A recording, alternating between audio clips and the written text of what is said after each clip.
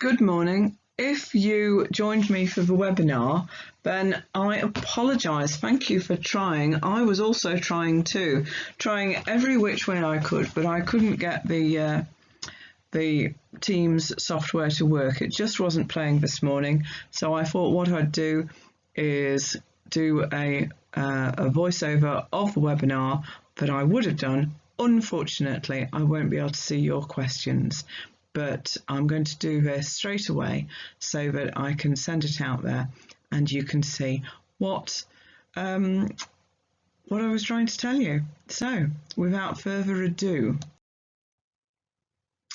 good morning, and thank you for joining me for this webinar. Terribly sorry, but it's not live and I can't see your questions. But of course, any questions that you've got, please email them directly to me or to your regular geography teacher. They know everything that's going on as well. But if you want to send them to me, it's a.ball, B-A-L-L, at theacademycarlton.org. So, we have had some marvellous work, and Mr. Aldred, Miss Pollard and I are absolutely thrilled. We've been giving out some more of these excellent in geography well done certificates, and I'm going to send some more out next week because some people have done the work really well. Every single week they've joined the webinar as well, and they've even done well in the quiz, and you really deserve some praise. So I'm going to talk you through the answers to last week's worksheet, and then we're going to look at a summary of what you've learned in this topic so far. I'll tell you a little bit about the quiz, and I would have looked at your questions and comments. Last week we looked at Ricina in Rio de Janeiro in Brazil and how similar and how different it is to Dharavi in Mumbai, India. And in the webinar, I talked you through some of the similarities and differences, and there are a lot. Now, the whole point of studying geography isn't just so that you can know lots of things about lots of places. Obviously, that's lovely to be able to know lots and lots, but what it's really about is the skill of being able to apply what you know about one place to another place. And in this case, we're looking at two informal settlements that are both on marginal land, that means not quite such good land, of a megacity in a newly emerging economy. So a country with a medium income, which has an economy that's growing quite quickly. And this growing economy means that also the population is moving, and it's moving into cities. So we have a lot of rural to urban migration in these countries. And both Brazil and India are excellent examples of this. So we looked at Dharavi in some detail, and now we're going to apply the skills and understanding that we've learnt looking at Dharavi. We're going to apply that to a different place in a different location, and we'll see that a lot of things will apply, but crucially not everything. So I'm not going to talk through this slide as I did do that last week in some detail. Instead, let's look at this one. So in Rio, they have made many improvements, and my question to you was, firstly, are these improvements actually improvements? Are they sustainable? And then, would this work in Dharavi? Well, first off, we've got the cable car. Now, the cable car is a 155 8-seat cable cars, and it transports people between 6 stations in the favela. That's the Brazilian word for the informal settlement. Now, When it was built, it cost $64 million US, and it must have been utterly marvellous when it ran. However, it didn't run for very long. It closed very shortly after the 2016 Olympics. Some cynical people could say that perhaps it was just something flashy that would look really good and would promote Rio on the global stage during the Olympics. And in fact, the social improvements of making it easier for people to get around, well, that must have been marvellous for the time that it was available. But from an environmental point of view, this, with the benefit of hindsight, was a complete waste of resources. The people who live in Rosina, they need education, they need healthcare, they need clean, safe drinking water, they need proper sanitation facilities. The last thing they needed was a flashy looking cable car to get up and down. So it wasn't sustainable. It was an expensive gimmick, really. And thinking about would it be applicable in Dharavee, well, no. Frankly, it would not. Not least of all because of all the reasons I've just explained, but people in Dharavee also need education and healthcare and clean, safe drinking water, but they also are fortunate in that they live on flat land. A cable car over flat land would be an oxymoron. That means something which really doesn't make any sense at all. So, on to the next so-called improvement, the military action. So the police and the army went into Rosina to take back control from the armed gangs who live in Rosina. And this system was called pacification, which in itself means to make something peaceful. Now, of course, that's a good idea. It does make things a lot better for most people, because although a lot of young people in the area are involved in the gangs, it's certainly not everyone. And so it's only a small proportion who were forcibly controlling the whole area. Now, it would be very expensive because, of course, police officers and army officers and staff have to be paid, but it's not just expensive in terms of money. So, some people have lost their lives due to this, and of course that is a very high price to pay. Now, environmentally, it hasn't really affected the natural environment. I do think that it is a sustainable thing to do if it's done properly, and then it's scaled back as things get better. One wouldn't like to live in a police state, a state that is totally controlled with a very heavy police and army presence at all times. That's no way to live a life. People do need freedom and freedom to make choices. So it is sustainable if done properly. And it would not be appropriate in Dharavee because there isn't a problem with crime there. Let's move on to improving opportunities in education, training and jobs, getting things better organised and giving young people an alternative to crime, particularly drug-related crime and gang-related crime.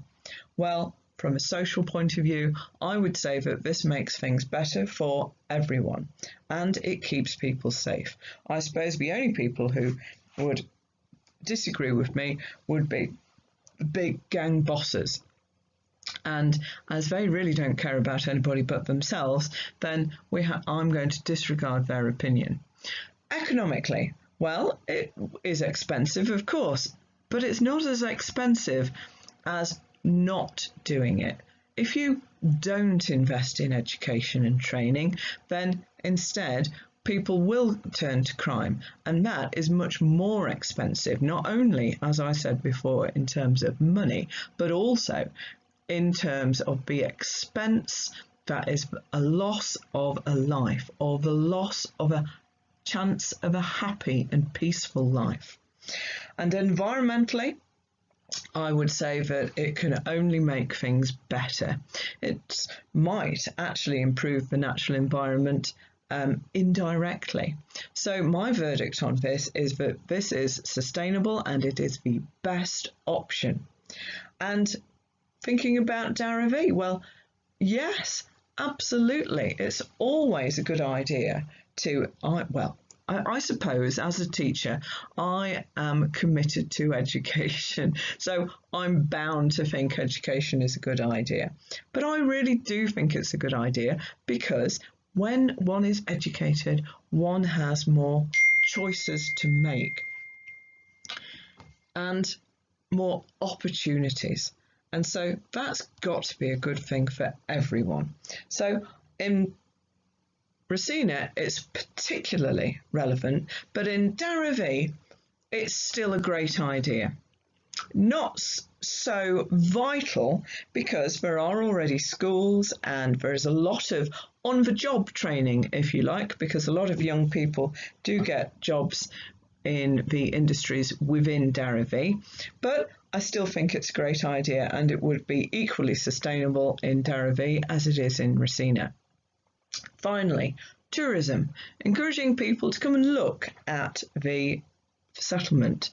Well, I think it's really nice for the tourists, but I'm not entirely sure that it's so great for the people who actually live there. In a way, it would be like going to a human zoo. It would be like going to look at people as they live their lives so differently to you and I. And I think that's a bit cheeky, really. So I suppose I'm open to the possibility that it could be done really well and it could be done very sensitively and it could be done by the people who live there. That would make all the difference. And if done by the people who live there, then the people who live there would also get the money from doing this, then that could possibly be a good idea. And you could use the money to invest in further training and education for people who live there and to invest in cleaning the place up with a lick of paint, but cleaning the place up in terms of working out the garbage collection, working out the clean water supply, working out the sanitation issues. So yes, it could be a good idea, but it would have to be done extremely carefully, and I would not like to think that anybody was being exploited by this.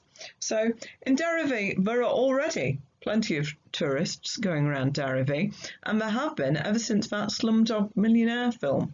And this is the sort of thing that I think you would have to have some sort of limit on, some sort of cap. You wouldn't want thousands of tourists just walking around the streets of these informal areas. I don't think that would be a good idea. But maybe keep it in the hundreds rather than thousands. So the other thing that is on this week's lesson is an optional activity to make your own little dwelling for an informal settlement out of recycled materials. Now, you don't have to do this, but I do think it's a nice activity, and not just because I like being creative and I like making things, and I know that a lot of you also enjoy being creative and expressing yourself in a creative way, but also because when doing this activity, you can find yourself thinking like the rural to urban migrants would think, because you are trying to make something out of what you've got, because you shouldn't spend any money on this. Rural to urban migrants, like the family that we used in the case study, who arrived in Dara-V and had to make their own home somehow, some way, or improve what was already there. They didn't have any money to do it. All they had was their own skill and their own work, and then they looked around to see what they could find. So This picture here is of a large model that I made that I used to have in my classroom when I had a classroom. But last week when I was making one specifically for your lesson, I limited myself to what I had around just in the recycling bin that day, and I didn't use a glue gun, I didn't use any double-sided sticky tape. I only used the things that I thought you would probably have, like some scissors and glue and some sellotape. And I still managed to make quite a nice looking little model house. And what I'm going to do between you and me, don't tell anyone else, is now that I've got that house, I'm going to spruik it up a little, make it look a bit Christmassy. And when it's Christmas, I'm going to put some of those little battery operated tea lights inside. Obviously not a candle one that you would set alight, because I don't want to set the whole house on fire, but one of those little battery operated tea lights would look really sweet, and the little light coming through. And at Christmas time, it will help me look back to July when I made it, when I was enjoying teaching you and I was enjoying how much you were learning from this unit of work. So you really don't have to do that, but if you do, then I hope you enjoy it as much as me, and I would love to see your photos. So over the past few weeks, you've learned all about rural to urban migration. You've learnt about push and pull factors. Remember, those push factors are negative things which would make you want to leave a place, and pull factors are positive things which would make you want to go to a certain place. You've learnt about the difference between millionaire cities of 1 million people at least, mega cities of 10 million at least, world cities. A world city, whatever its size, is a player on the global stage. It's important not only to its own economy, but also to the economy of other countries in the world. And capital cities being the place where the government of that country resides, where it meets. We've seen how cities in wealthy countries use technology to overcome challenges, and we looked at Tokyo.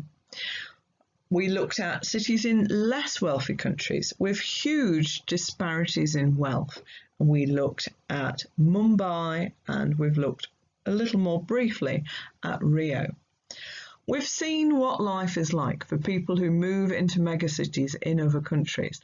And we haven't just seen the negative things, we've also seen the positive things. And we've seen that there are some challenges that are quite similar in different places, and yet they need different management strategies. And that's something that I think is important to take away from this, because that principle also applies to other challenges in life. Sometimes you may have a problem and your friend has a similar problem, and sometimes the same solution will apply, but not always. Sometimes the problem might be the same for two different people, and yet they need to do different things to solve that problem for themselves. So that's something we can take from geography and apply to our everyday lives. So this week's quiz is on Show My Homework, and you get 3 turns. I have found from the results that have come in already that people who've been doing the lessons properly, working through them properly, have done very well on the quiz. And you know, that is no accident. I designed the quiz specifically so that if you've followed the lessons and you've worked properly through them, you will do well on the quiz. And the opposite is also true. If you haven't been following the lessons and you haven't really done the work, then unfortunately, you almost definitely won't know the answers. That's the whole point, isn't it? So the results will come in, we can see how you've done. Some people have done marvellously, and I congratulate those of you who have already done it and scored highly. Next week It's the last week of term, but we're still doing a lesson, and I'm going to take you back to Brazil to look at an amazing city called Curitiba, which has brilliant sustainable solutions that the whole world can learn from, including ourselves here in the UK. So I hope you'll join me for that lesson, and I hope you'll join me for next week's webinar. We'll have to have a little geography webinar party. Bring a glass of squash and ask me some great questions. It would be marvellous. So again, I'm awfully sorry that the webinar didn't work, but I hope that you've enjoyed this little talk through, and please send any questions that you have to your teacher or directly to me, Miss Ball, at a.ball@theacademycarlton.org. Thank you so much. Have a great week. See you next week.